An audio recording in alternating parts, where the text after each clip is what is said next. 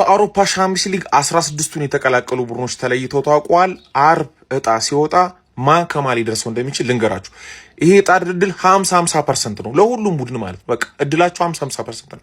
በዚህ መሰረት ፓሪስ ሴን ጀርሜን ከቼልሲ ወይ ከባርሴሎና ሊደርሰው ይችላል። ኒውካስትል ከቼልሲ ወይ ከባርሴሎና ነው የሚደርሰው።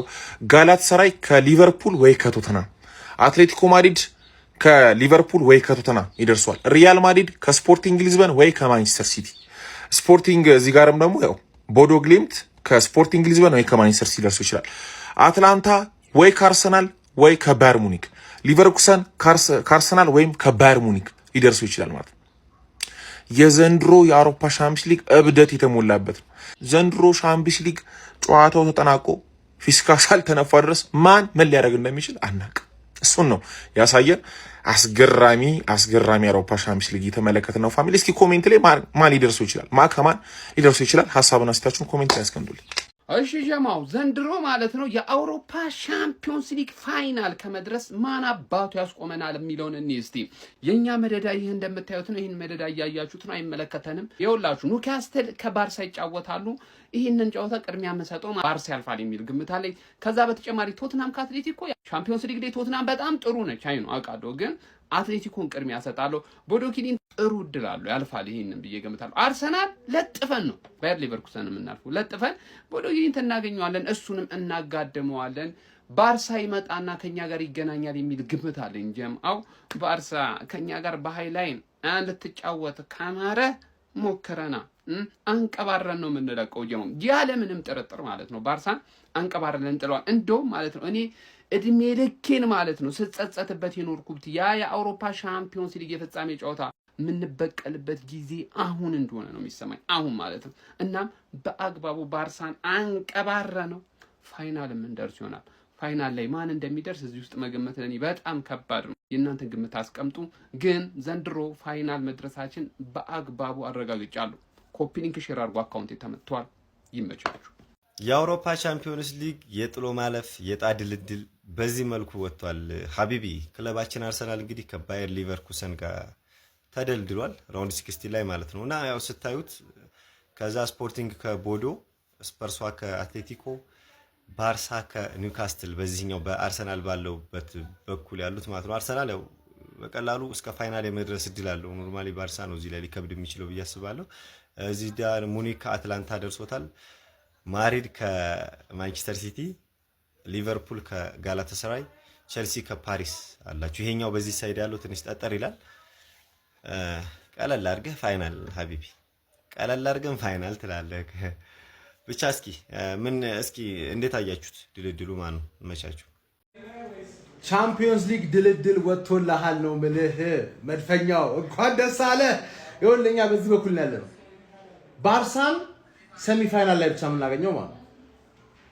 ስፐርስ፣ አትሌቲኮ፣ ቦዶ ግሊምት፣ ስፖርቲንግ፣ ሌቨርኩሰን በቃ እንደዚህ ቀላል የሆነ መንገድ የለም ነው ብለህ ሰሚ ፋይናል ባርሳን እንቀውረውና ለዋንጫ ደረስም ማለት ነው። በዚህ በኩል እንዳለ ገና ሲጀመር ቼልሲና ፒኤስጂ፣ ጋላታሳራይ እና ሊቨርፑል በየአመቱ ማየት ያለብን ፊክስቸር ማን ሲቲ እና ሪያል ማድሪድ፣ ከዛ አትላንታ እና ባየር ሙኒክ ገባ አይደለ?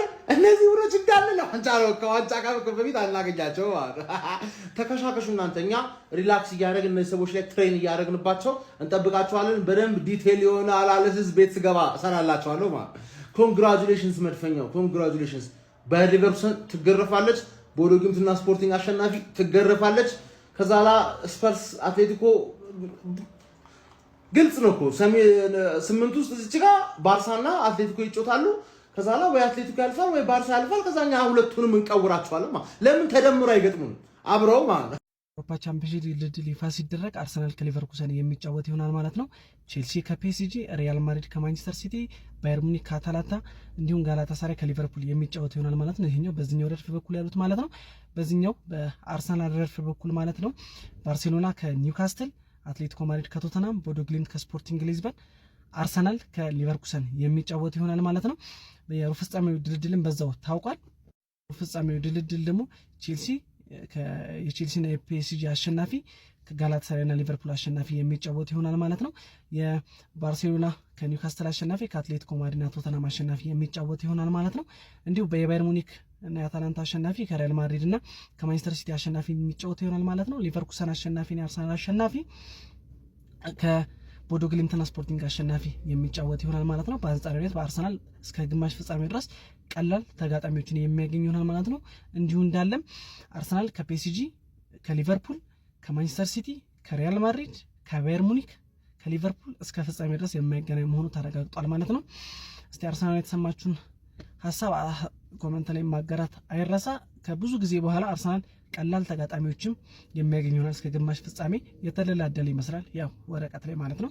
እናንተ ከማን ደረሳችሁ? ሞኒው ጋናርስ ቻምፒዮንስ ሊግ ዕጣ ድልድል ከባየር ሊቨርኩሰን ደርሶናል። ምድባችን ደግሞ በቃ በጣም እናንተ ከማን ደረሳችሁ?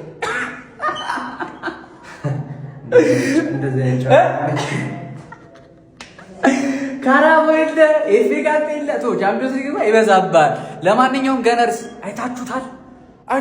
ከዛ ቦዶ ግሊምትና ከዛ ደግሞ ባርሳና አትሌቲኮ ተጣጥለው ስፐርስ እንደው ጥሉልሽ እድል ቀንቶሽ ከደረሰሽ ተደበርኩብሽ። ለማንኛውም ጋይስ በቃ ጸዴ ድልድል ከባየር ሊቨርኩሰን ወስደን ልጥፍ አረ ዋንጫ ሊበዛብን ነው ዘንድሮ። በደስታ እንደ የሀብታም በሽታ ሊይዘን ነው። በቃ አይዞ።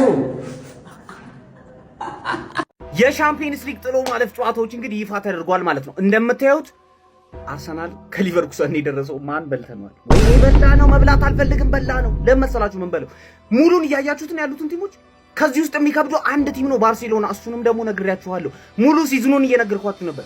ባርሴሎናን ስናገኘው እንጠፈጥፋችኋለን፣ አምና ሪያል ማድሪድን ስናገኘው እንቀጠቅጣችኋለን ብያችሁ ነበር። ምንም ጥያቄ የለውም ማለት ነው። ዘንድሮ ፋይናል እንደርሳለን። በዚህ በኩል ያለቀ ነገር ነው። አሁን በዚህ በኩል እንመልከት። ሲቲ ከሪያል ማድሪድ እንደገና ደረሰ። ምንድን ነው ፒኤስጂ ከቼልሲ ማለት ነው። ፒኤስጂ የአሜሪካውን በፀሐይ ያጫወቷቸውን ይበቀሏቸዋል ብዬ አስባለሁ። ምንም ጥያቄ የለውም። ሊቨርፑል ኦልሬዲ የሚያልፍ ቲም ያስታውቃል። ይሄ ጨዋታ ግን ማለት ነው ስክሪፕትር ሁሌ ነው የሚገናኙት። ሪያል ማድሪድ ከሲቲ ሁሌ ነው የሚገናኙት። የአውሮፓ ኤል ክላሲኮ ብል ሁሌ ነው የሚገናኙት በየአመቱ።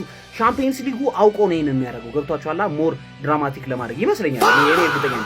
ሙኒክ እዚህ ጋር ያልፋል፣ እዚህ ጋራ ማለት ነው። ሪያል ማድሪድ ከማንቸስተር ሲቲ ነው የሚያልፈው። ሪያል ማድሪድ ሺት ናቸው። ከቤኔፊካ ጋር አይቻቸዋለሁ። እኔ ምንም እያመንኩባቸው አይደለም። ሲቲ ያልፋል፣ ይሄን ሊቨርፑል እዚህ ያልፋል፣ ፒኤስጂ ያልፋል እዚህ።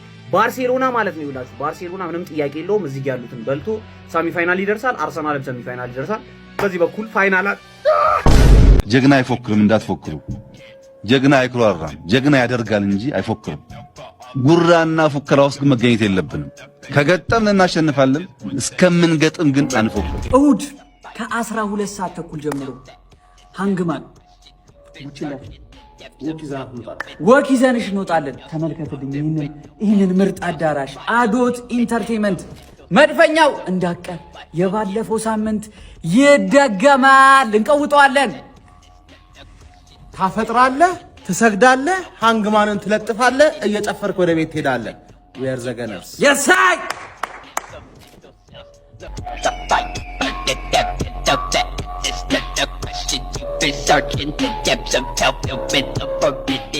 ጀማው የፊታችን እሁድ ልዩ ድግስ በባምዳስ ተዘጋጅቷል። ጀማው የአርሰናል ደጋፊዎች ሰብሰብ አለው ሰምቻለሁ። ይሄው እኔም ልቋጥር ተከስቻለሁ። አህለን ወስተህለን ብለናል። እንግዲህ ጀማው ምን ልታረግ መጣ?